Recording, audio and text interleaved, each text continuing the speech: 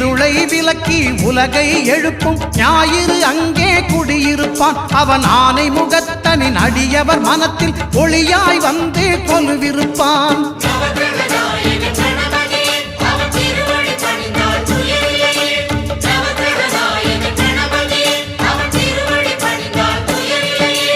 ஒன்பது கோளும் ஒன்றாய் காண அங்கு கற்பகம் என்னும் கடவுளின் மெய்யில்